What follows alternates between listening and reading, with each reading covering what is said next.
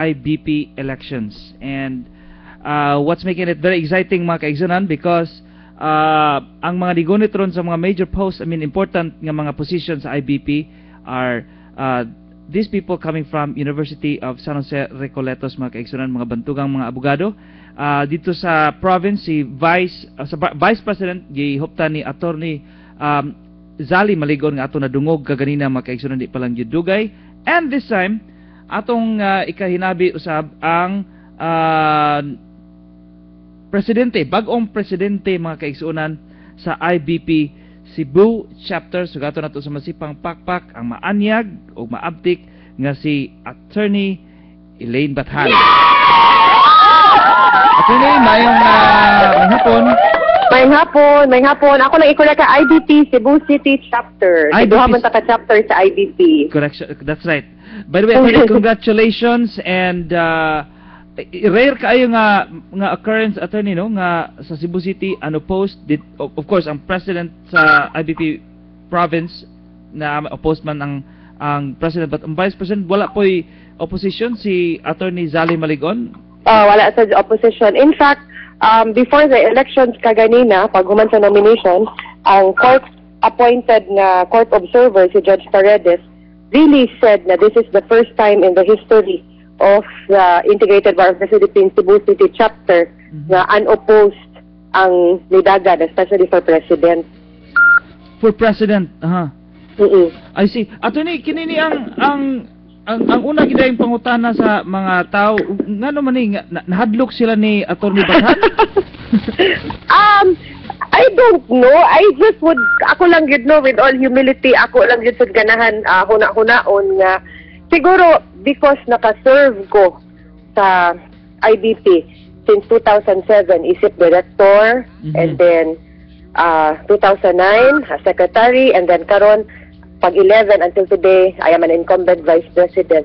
Siguro through time, na-earn na ko ang trust and support siguro and confidence sa membership sa ako ang chapter, then maybe munang meaning okay sila. And ay nakakita man sad ko sa mandate good karong adlaw sa mga tao, kay di man sad sa ingon nga wa sad sila pakialam na sa chapter, kay ubay-ubay and substantially daghan man sad gyud gihapon ang ningtungha sa amo ang exercise this morning sa amo ang eleksyon. Attorney, sa imuhang Twitter ni padayag ka og pagpasalamat sa IBP. In fact, matod pa nimo, the support is overwhelming. Attorney, kaganina na-mention po nako si nakunpauta na po nato si Attorney Zali Maligon, no? Matod pa niya, even those members sa Lex Servos Fraternity ni support po sila diri sa Cebu City department, Cebu City chapter. Yes. Oo. Overwhelming, in fact, ang presence sa Lex Servos and Lex Agustiniana for IBP Cebu City, even na mga mga students. And also si Mike Lopez, Mike Lopez. Is this a Mike Lopez nga we know nga na sa chapter? This is the same guy, no? Mike Lopez is one of the bottom liners ni Boy Abunday ni Cebu. I recall. Nagtanaw, nagtutok, daghan kay ni tutok ani, Attorney, kay you see kinigong mga officers karon sa IBP, these are the same set of officers nga moumututok pod panahon sa election sa 2013. So I think that's a big responsibility sa niya, Attorney. Because we always part man sa dato ang advocacy, no, nga we always make sure that the IBP takes a great role in making sure that the integrity of the exercise of everybody's right to sovereign and the sanctity of the ballot will really be kept intact. I see. Dunay ni text diri, Attorney, gamay lang kuno nga background of Attorney Elaine Bathan. Gamay nga background? I am a proud graduate of the University of San Jose Recoletos, batch 2004. Di pasar ko 2005, kay 2005 man na-release ang 2004 na bar exam. Right. Currently, assistant dean ko sa School of Law sa University of San Jose Recoletos, and I am a partner of Dumont Fernandez and Bathan Law Office, na in-house counsel also sa Norquist Group of Company. Single, unsa ba? Apil na background. Ni comment diri amo ang technician, Attorney, si Val Villaresa, ningon siya nga bataa pa nahimong assistant dean. Yeah, Yes, I am 34 years old, and I think I am also the youngest IBP president Tinood. of, Oh. Si and I am the second lady president of IBP Cebu City Chapter. daghaning mga kuan ato ni mga first in history di ay. Kamo-kamo ra sig yung idara aning Val Villarisa unya Val ari ka mangayo sa iyahang Facebook Val kay dili ni siya musulti nimo on air.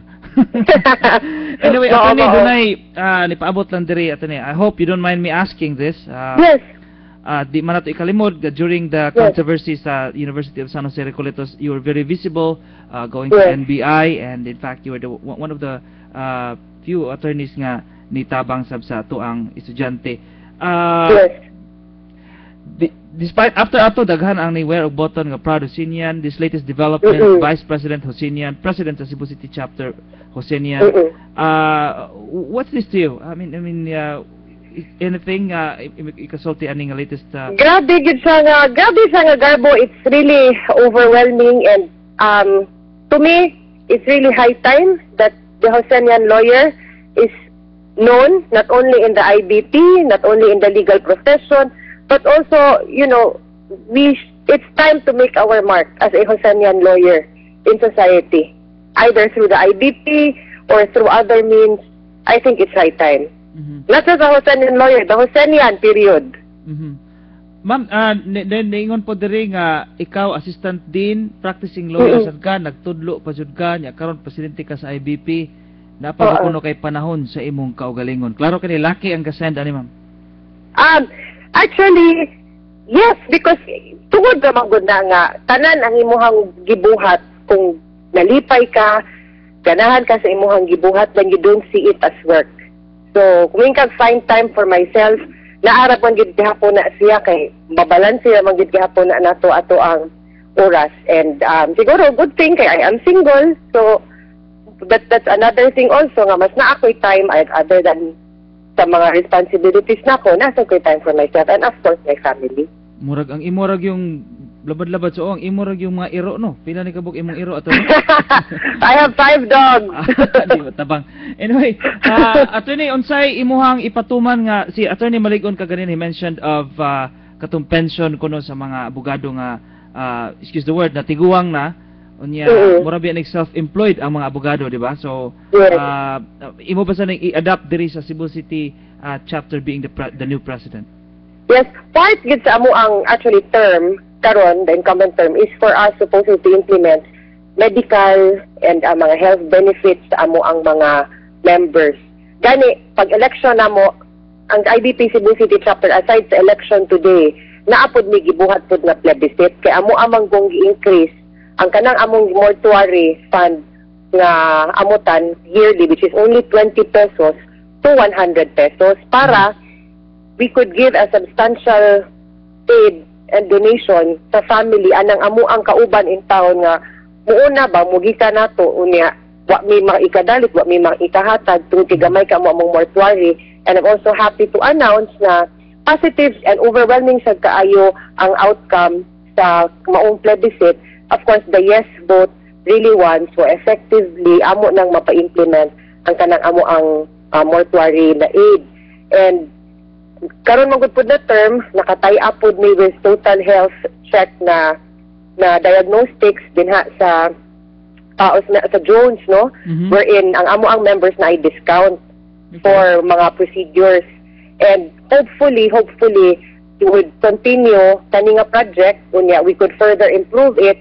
Then by having this mga medical and insurance benefits, that would also include pension and life premium.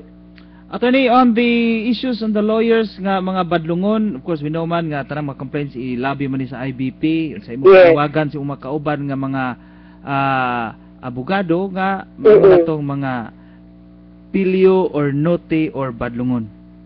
Oo, appeal man gid na kay one of the things that I would also want to implement for my term puhon come April 1 and 2 years thereafter is unta manindot na mo ang imahe sa legal profession sa mga abogado labaw na gyud diri sa syudad sa Sugbo, no? Kay sometimes mong good unknowingly ba Mhm. Di ta magmatngon, di kayo ta magtagad no nga. Naatay laing kauban nga abogado nga usahay, ma-affected ang reputation tungod po sa ato ang mga gawi or mga malpractices isip usa ka lawyer, whether gituyo siya or wala lang gid siya namatngunan. So we hope nga ma-improve na nato better ang stature no sa legal profession through our term. That's also one of the thrust namo for this term tuhon. I see. Attorney Bathan, gikan ako diri sa Dear Heart, akong programa. Congratulations, ma'am. I'm also Thank you. very proud nga naa ka diha. I'm just as proud as the thought nga naa si Attorney Malig-on dito sa Vice President. Yes. Vice President. And hopefully, ma'am, nindot ni siya nga panag-ingnan sa mga Husinyan, di lang sa mga Husinyan, tibok Sugbuanon, and of course, sa IBP as a whole. Thank you so much. And hopefully we could have partnership with ABS-CBN sa mga projects po sa IDP, ha? Attorney, wag gyud problema, nagpaabot ra gyud ni. In fact, Yes. sana sa ko ang tuyo pod nga makigstorya ko nimo in some other time about the project. Okay, we will wait. We will be very happy. Daghang salamat. Thank you so much. Ato na dungog mga kaigsunan ang pinakagwapa sa College of Law, Attorney Bathan. Alright, thank you so much, Attorney. Atong oras, alas 3:51 na mga kaigsunan. Mubalik pa ang Dear Heart, human lamang ning importanteng mga mensahe. Gusto ka bang muluwas o kinabuhi? Appeal sa Kapamilya Blood Donation